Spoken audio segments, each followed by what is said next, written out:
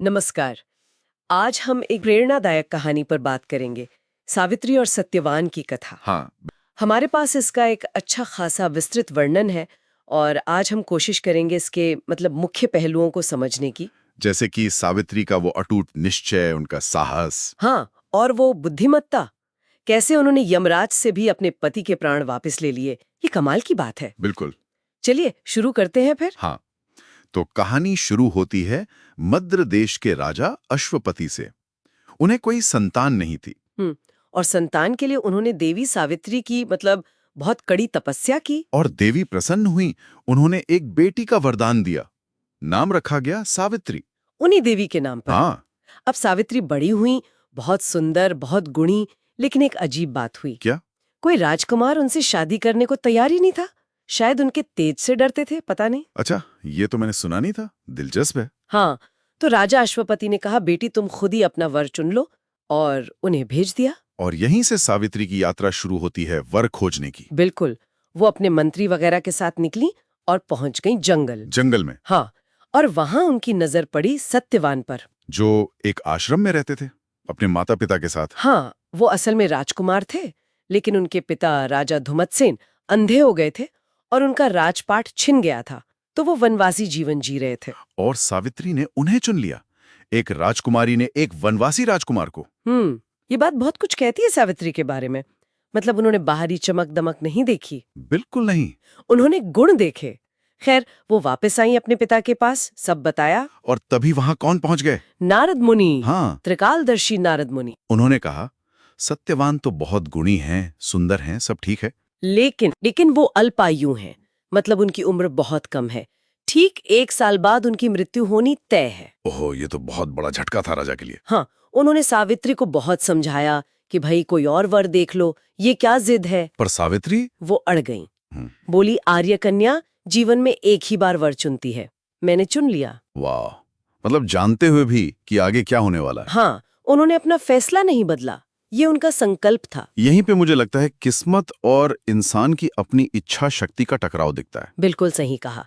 तो फिर शादी हुई जंगल में ही, साधारण तरीके से। हाँ, सावित्री ने सारा दहेज लौटा दिया, शाही कपड़े उतार दिए और खुशी खुशी वन में ही रहने लगी, पति और सास ससुर की सेवा करते हुए। एक राजकुमारी वन में सेवा करते हुए। हाँ, अब धीरे धीरे वो 1 साल बीतने लगा। वो दिन करीब आ गया जिसकी भविष्यवाणी नारद मुनि ने की थी। ज्येष्ठ पूर्णिमा का दिन। हाँ, सावित्री ने 3 दिन पहले से ही कठिन उपवास शुरू कर दिया, बिना पानी पिए, निर्जल व्रत, अपने पति की लंबी उम्र के लिए। बिल्कुल। और उस दिन जब सत्यवान लकड़ियां काटने जंगल जाने लगे, तो सावित्री भी साथ चलने की जिद करने लगी। वो उन्हें अकेला नहीं छोड़ना चाहती थी। हाँ, जंगल में पहुंचकर काम करते करते अचानक सत्यवान के सिर में तेज दर्द हुआ और वो सावित्री की गोद में सिर रखकर लेट गए और वहीं उनके प्राण निकल गए। ठीक वैसे ही जैसे भविष्यवाणी हुई थी।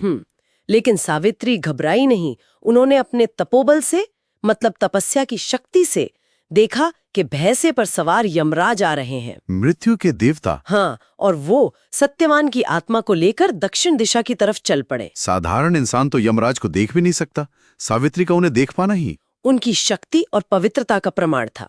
खैर, यमराज ने सावित्री को देखा और कहा, पुत्री तुम लौट जाओ, जहां तक मनुष्य साथ आ सकता था तुम आ गई। पर सावित्री रुकी नहीं, लेकिन दृढ़ता से बात करती रही, धर्म की, ज्ञान की बातें। यमराज थोड़े प्रभावित हुए होंगे। बहुत। वो सावित्री की बातों से, उनके पतिव्रत धर्म से इतने खुश हुए कि उन्होंने कहा, ठीक है पुत्री, तुम सत्यवान के प्राण छोड़कर कोई भी 3 वरदान मांग लो। यहाँ सावित्री ने अपनी बुद्धि का इस्तेमाल किया। कमाल का। उन्होंने पहला वर क्या मांगा? अपने अंधे सास ससुर के लिए आंखों की रोशनी और उनका खोया हुआ राज्य। यमराज ने कहा, तथास्तु। फिर दूसरा वर? अपने पिता राजा अश्वपति के लिए 100 बेटे, ताकि उनका वंश आगे बढ़े। यमराज ने फिर कहा, तथास्तु।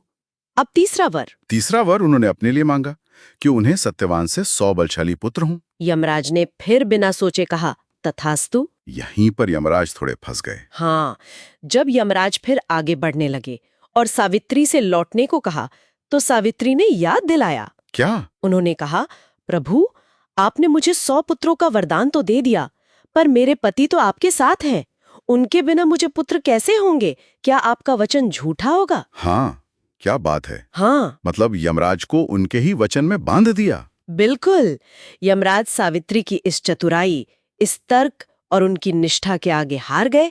उन्हें सत्यवान के प्राण लौटाने ही पड़े। ये है कहानी का सबसे अहम हिस्सा, जहां इंसान की बुद्धि, उसका प्रेम, उसका दृढ़ संकल्प नियति को भी बदल देता है। सही कहा।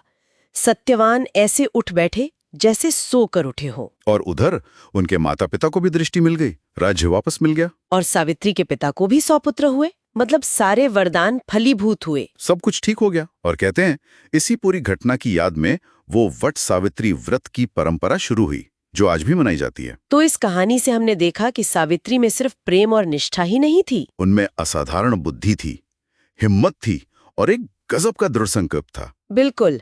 और एक बात और सोचने वाली है। हाँ, क्या? कि उन्होंने सीधे यमराज से झगड़ा नहीं किया, कोई टकराव नहीं से अपनी बात मनवा ली। ये कहानी शायद हमें यही सिखाती है कि जीवन में मुश्किलें तो आती हैं, बड़ी बड़ी चुनौतियां भी आती हैं, हाँ, पर उनका सामना सिर्फ ताकत से या गुस्से से नहीं, बल्कि बुद्धि से, शांति से और अपने इरादे पर टिके रहकर भी किया जा सकता है। सही। ये सोचने पर मजबूर करती है ये कहानी कि हम अपनी मुश्किलों से कैसे निपटते हैं। क्या हम बस किस्मत को कोसते हैं? या फिर सावित्री की तरह कोई रास्ता निकालने की कोशिश करते हैं अपनी बुद्धि और इच्छा शक्ति से? ये एक बड़ा सवाल है।